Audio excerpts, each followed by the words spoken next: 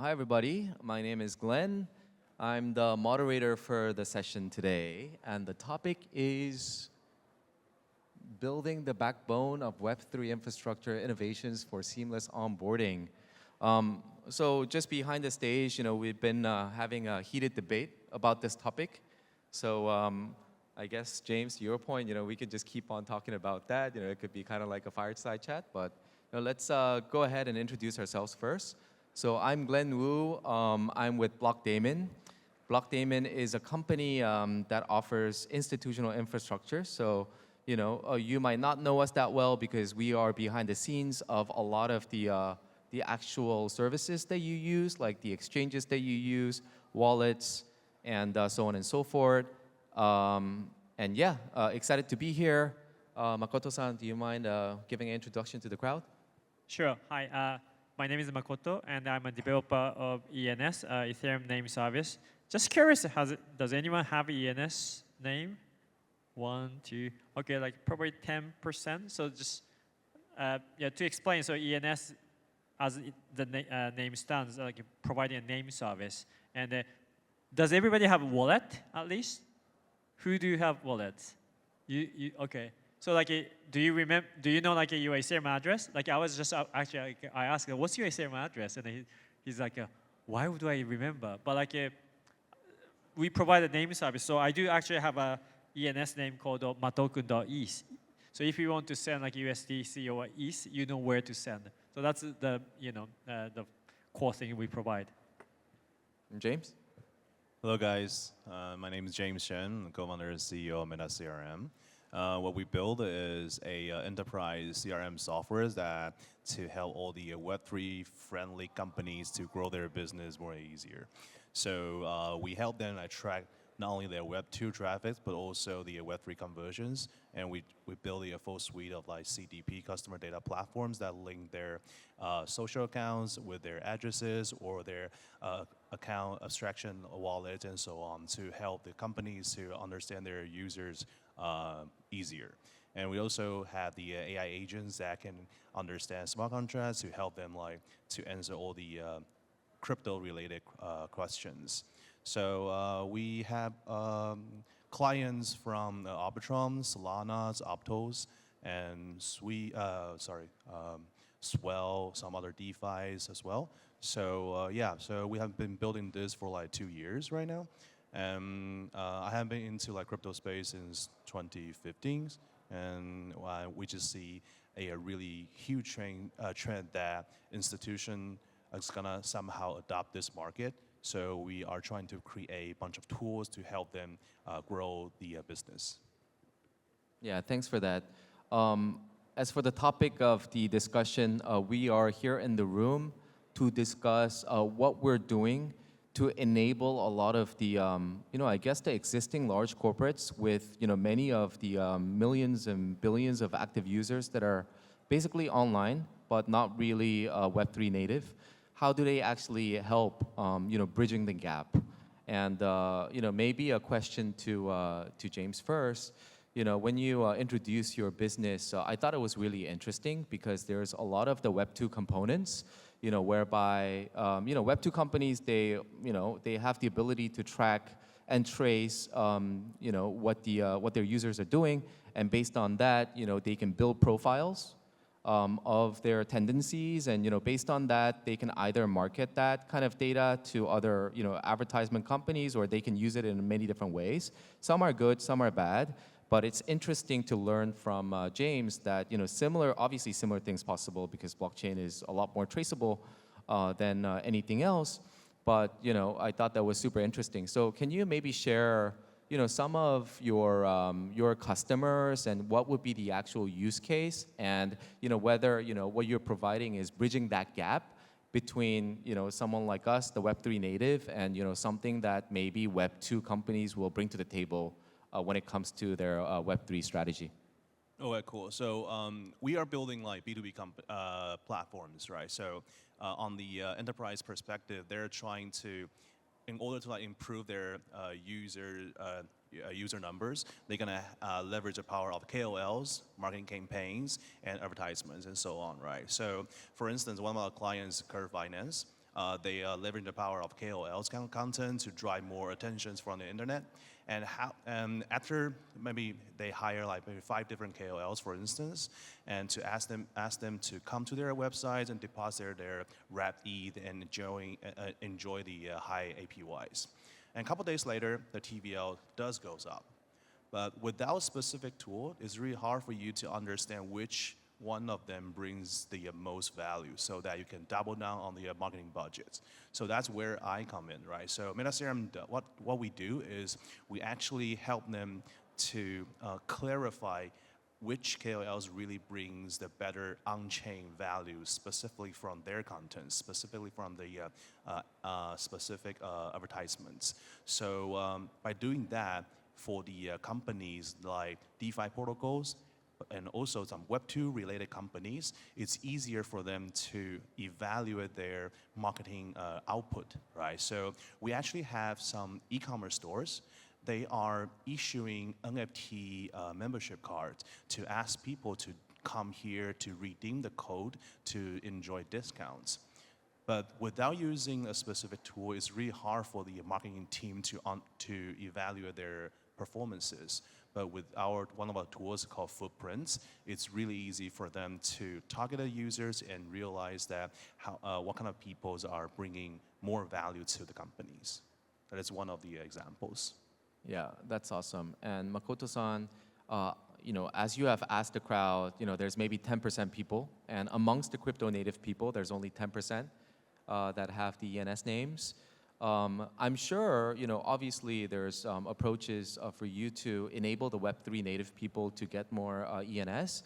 But what about on the B2B side of things? Because, say for example, if there's a large company like Amazon, if you can enable ENS for Amazon for, when they have the Web3 strategy, then that would be just basically, like a dominance very, very quickly. So can you maybe explain a little bit about your approach for B2C versus a B2B?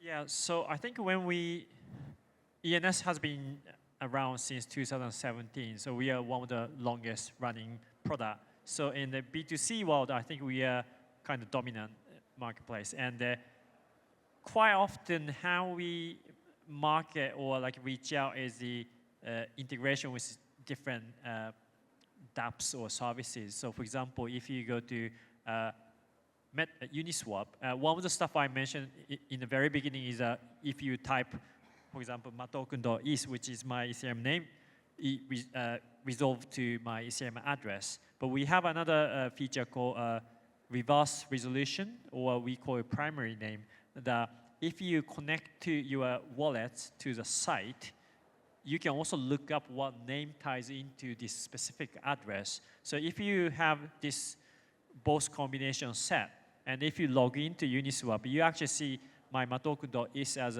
your login username. So even without like typing, and one of the, I think Web2, if it's Web2 services, every web services you log in, you first check if my username is taken or not. Just take like, I might have on GitHub, I have a Makoto because I was one of the earliest. But the later I join the different services, I don't have that name. So I start using, like, I think Instagram, I'm like Makoto2354 or something. I had to start adding random numbers. But because especially for Ethereum addresses, you can use to log in to different services. So you can use it interoperable. And by using this reverse resolution, you see as an identity. So like, that's one thing. But also if you go to somewhere like Block Explorer, like Etherscan, and if you see the transaction sent from this person to this person, or if you go to the DAO governance, and if you see the voting result, naturally people actually see the human readable name.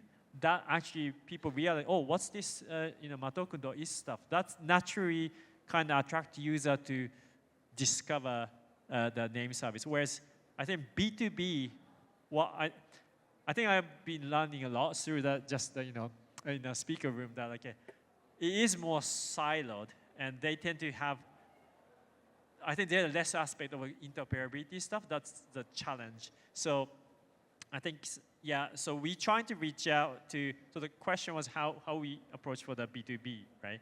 And the B2B, we have a different approach of, another feature is called subnames, that if you are the service provider and if you own your name, for example, Uniswap have a uni.is, you can issue subnames. So as part of what so you can use basically subname as their own, like a siloed username, but that also brings the interoperability built in. So for example, if you go to Binance, I think you use both Binance and Coinbase, you have a sort of feature called like it's like address book feature where you can put like the most frequently destination to send.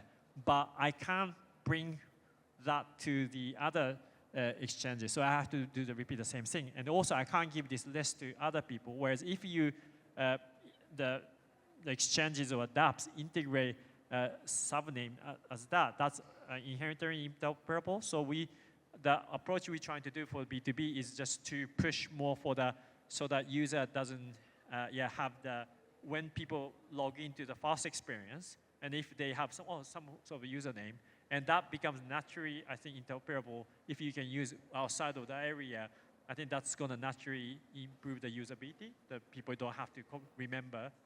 Well, no one remembers, so you have to copy and paste. So I think that's the area we are kind of pushing right now. Yeah. All right, okay. Yeah, thanks for the insight there. As for us, as for myself at Blockdaemon, obviously, we provide a lot of infrastructure for the crypto native companies, DeFi and CeFi. But what I'm personally the most interested in and increasingly spending more time on is literally like bridging the gap between the Web2 companies and how they can potentially establish their Web3 strategy. Obviously, like my experience has been up until 2024 is that a lot of these large corporates, especially the Web2 internet companies, they kind of show that they are in Web3 for, I guess, the marketing kind of stunt. But they always struggle to find ways to monetize. And within the Web3 industry, the word enterprise is being used with many different meanings. So, some would say, hey, we're working with enterprise, and enterprise meaning a Web3 enterprise, like a company. Like we're not targeted towards the retail, DeFi native people, but maybe we're targeting like a crypto native exchange or crypto native DeFi project and so on and so forth. But what I'm more interested in is like how do we actually get the true Web2 enterprises to adopt Web3? And a lot of the work right now with some of the more innovative Web2 companies that we work with in Asia, they want to basically completely kind of abstract away the Web3 experience. And I think a lot of the innovations actually coming from the gaming companies, whereby, obviously the gaming companies, they definitely see the value of Web3 and bringing the games on chain. But, they also understand that, the gamers enjoy playing games. They're not Web3 native people, and you can't force them to be. So some of them have actually tried, hey, here's a MetaMask wallet. This is how you generate the address and blah, blah, blah. Connect here. You generate your tokens, NFTs, and then you can bring it to Uniswap and sell. And if you lose your 24 worth, then you're dead. And you can call our customer support, but we can help you. I think that's one big issue that we're trying to address. And some of these companies are actually incorporating what's called like something like an MPC, multi-party computation enabled non-custodial wallet, where from a traditional Web3 sense, it's not entirely self-custodial. It's like key shares. One master seed is broken into two basically, but then the companies that are issuing the wallet can offer some kind of guardrails and recoverability and so on and so forth. So that's like the main part. I think probably problem number one that we have to solve in order for them to go to the next steps. And I think what Makoto-san and James is mentioning about their kind of products will add very, very nicely. onto what some of these wallets and user experience may look like. And I think in 2025, things will definitely progress towards that way.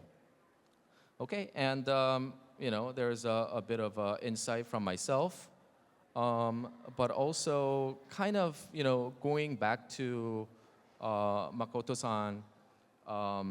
You mentioned, behind the stage that ENS is partnering with PayPal and Venmo. I would like to learn a little bit more about that, like how that happened, what kind of value add that we're providing, you're providing by delivering the ENS names to, I guess, the PayPal, Venmo users. Can you share a little bit about that? Yeah, sure. So in the example, for example, Binance or exchanges, I did mention this private address book, which is not interoperable. But I think PayPal and Venmo has the same kind of traits that PayPal could have sent between PayPal users through, I think they do through email or something.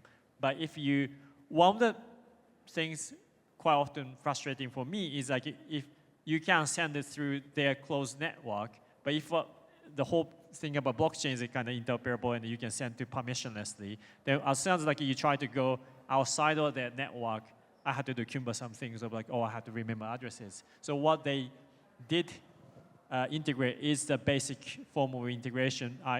We have kind of 3 levels of the integration. First is this, basically you type your ENS name and the address comes back. That's step 1. And step 2 is if you connect the address, then it shows the name. Third step is your subname. So they just did the most basic integration of just when people, if you want to send a crypto, which you have in PayPal or Venmo, outside of just a PayPal network or Venmo network, you can just type. And the one thing you might want to do is you just send to your existing crypto address or your friend's crypto address, or if you went to the restaurant and if you want to split and the stuff, I think you could send from Venmo to, actually Venmo is a US service, right? So I've never used, but I guess I haven't used PayPal. So what I can guess is rather than asking, only to the PayPal without asking oh, do you have a PayPal account? As long as if you were doing the crypto, then you can just, I think, send the crypto from PayPal account to my MetaMask or some of my friends' MetaMask. So that's that's step 1 feature. But I think the significance is some big player like PayPal did integrate is great. That now people have, once people see the name, that has kind of network effect of oh, I saw that name thing on the paper. What is that? So I think that's a huge opportunity for us that that could I think enhance the adoption of the ENS.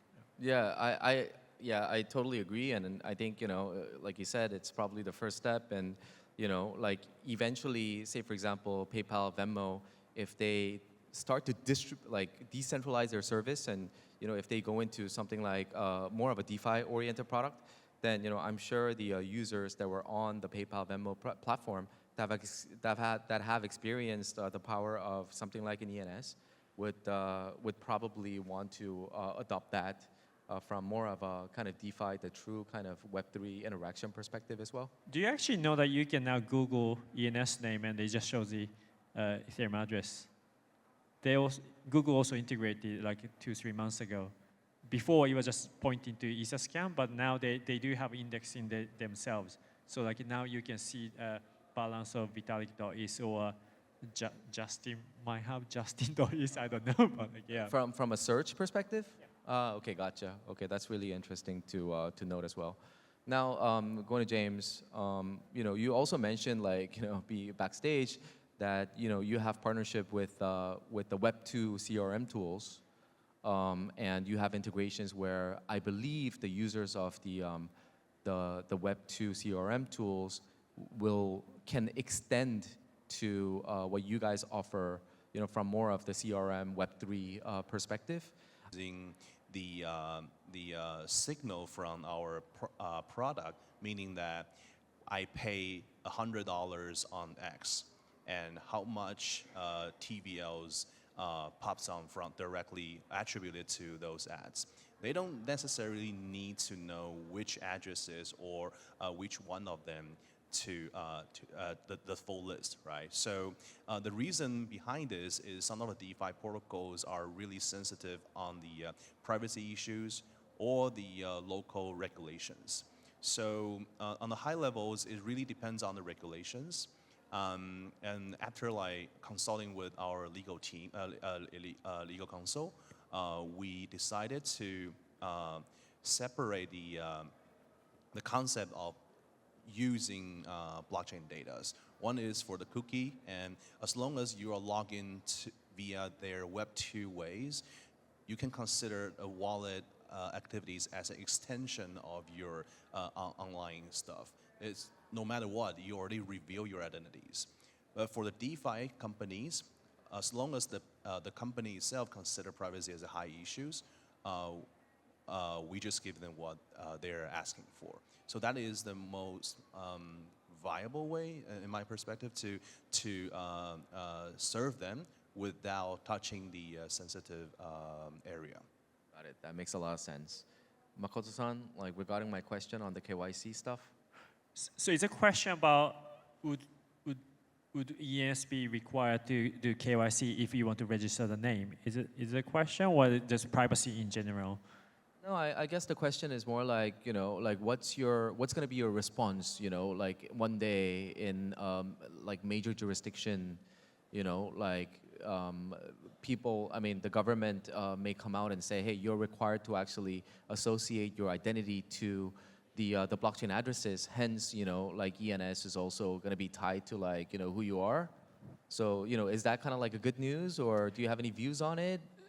So ENS, we call it, like, it's a Web3 identity, but the actual bits is responsible for the address, right? That we are usability layer to make it easy to remember. So if someone names it a Pepe325, that doesn't have anything tied into the address. So most of the time, I think when the jurisdiction comes to address, if you are asked to expose something about the address, that's the responsibility of address provider, not necessarily the address book, because address book doesn't only have a mapping of a name and the address. I don't have practically, the protocol doesn't have the knowledge of how these addresses generate whatsoever. So as a protocol level, I think we get asked a lot, but I think it's a different layers problem. But at the same time, like, yeah, so that's a fast answer, I think. Did I answer your question? Or? No, I think that's fair enough. Yeah. I feel like I'm kind of running away from answering the real question. But at the same time, yeah, KYC. I mean, I'm just trying to think whether that would be a good thing. And, you know, now, like, thinking about it, maybe it could be a good thing for, you know, the proliferation of ENS, you know, that if that kind of becomes a requirement, then, you know, like, people realize very quickly that, you know, if your wallet address is going to be part of your identity somewhere, then maybe it's just too complex to kind of memorize and carry around. And, you know, maybe that indirectly could, you know, arise the demand for something like an ENS. I don't know. But, you know, just thinking out loud. Yeah. I mean, that's okay. I mean, that's just thinking out loud. So, you know, no need to answer that. Well, we are just at time. Just curious if you guys have any questions from the floor. Well, if not, shall we just wrap up? Yeah, thanks so much for being here, listening to us. And I think this is the last panel, so hope you guys enjoy the nice side event here and the cool weather of Taipei. So thanks so much.